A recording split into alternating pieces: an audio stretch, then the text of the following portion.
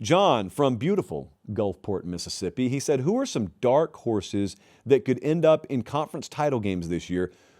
He said who would have. I think he means whomstood have thunk that UVA was the ACC dark horse last year. Jesse, I got to give us some credit. Didn't we talk about Virginia's schedule and how they could be a dark horse? I guess outside of us, nobody would have expected it. Yeah.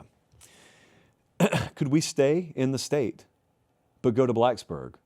Because I'll start with the ACC. I got one for every conference here. I think Virginia Tech would be my preseason dark horse, my pre-spring dark horse in the ACC. James Franklin just landed a top 10 portal class. Let's not just overlook that. Brent Pry is still there. Now, I know that's old hat. Everyone knows that at Virginia Tech. I don't think America has quite realized what just happened. So Brent Pry was fired as the head coach at Virginia Tech. James Franklin was hired. James Franklin looked and said, wait a second, Brent hasn't even moved out of town yet, and he's my old defensive coordinator. I wonder if he wants to stick around and, I don't know, be my defensive coordinator. And then Brent Pry said, okay. So Brent Pry went from being the head coach to the defensive coordinator in the same program. I don't think many people realize that happened yet. Anyway, so you've got that. So there's a lot of familiarity with the roster. They're going to have, I don't know if it's going to be number one, but they're going to be one of the highest returning production teams in the conference.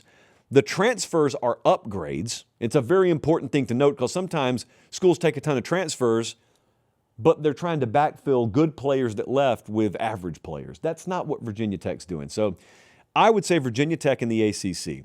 In the SEC, it's kind of tough. SEC and Big Ten are a little bit tougher, but if we're trying to pick a dark horse team to make the conference title game, I'd say Missouri would qualify.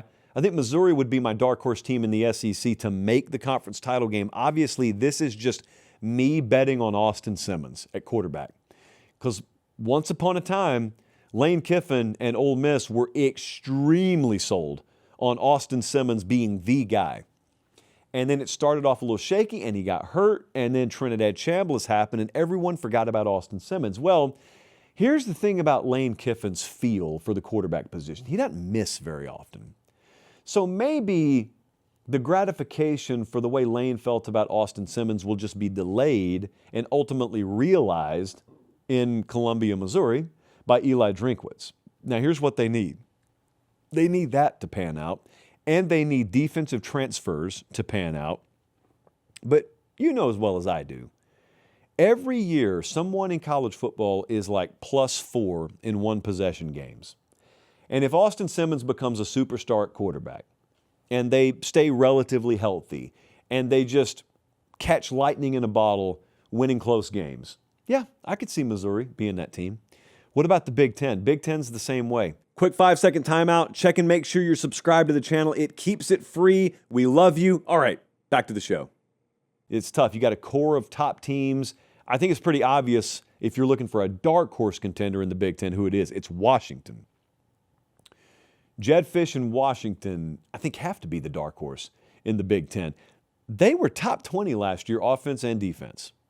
Now, you'd get some pushback on people saying, oh, well, you need more context on that because when they faced the good teams, they were really, really inferior. Then they loaded up, whatever. Okay, I'm looking at this year, and I'm trying to figure out Damon Williams. Okay, he tried to leave. The door was locked. He couldn't get out, so he's still there.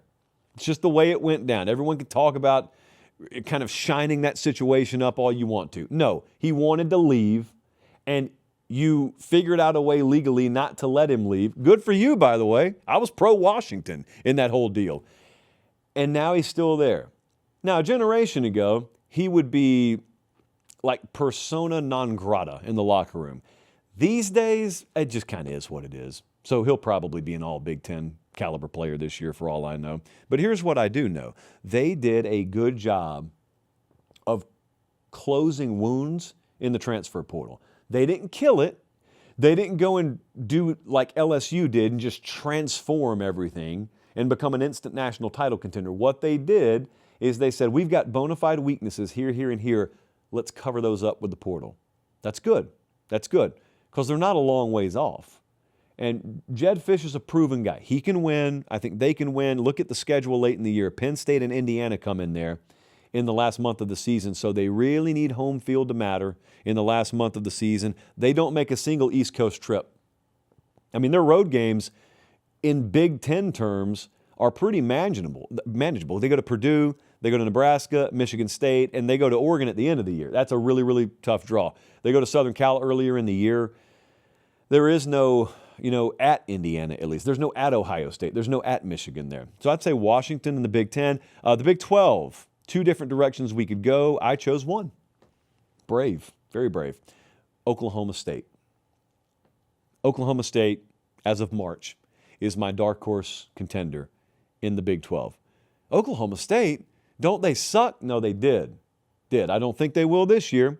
Eric Morris drove up from North Texas. He's now the head coach there. He did not drive up alone. He brought like a huge chunk of his team with him, and not the least of whomst were Mestamaker, some say the best arm of any quarterback that was in the portal this past year, Caleb Hawkins, great tailback. They got 54 new faces in the portal. 17 of those were from that North Texas team.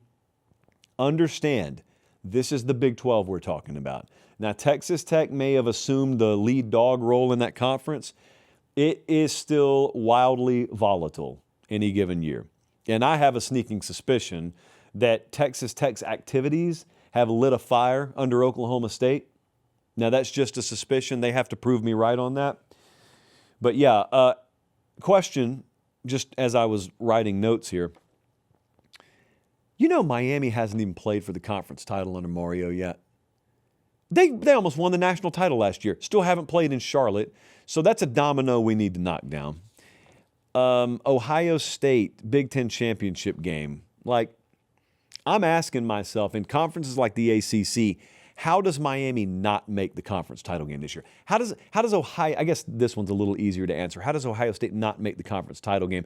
It's just tough to see those teams not in Charlotte and Indianapolis, respectively. But that's only part. We have another open slot in those conference championship games. FanDuel, hard transition here. FanDuel, exclusive odds provider of the show. As I said earlier, we have got certain lines on games already available. For instance, like I said, LSU is a double-digit favorite over Clemson right now in what we hope will be a night game in Week 1 in Death Valley. We don't know. You could obviously check out a lot of the futures markets at FanDuel. You could go bet conference tournaments about to crank up at FanDuel. You could do all that at FanDuel. A lot of you don't bet. A lot of you never will bet. That's cool. If you wonder what in the world this would have to do with you, well, we got a lot of folks who don't bet, who don't even have an account with FanDuel, who just go there to look at the odds. So purely for entertainment purposes, if you want to go check it out, FanDuel's there for you in that way as well.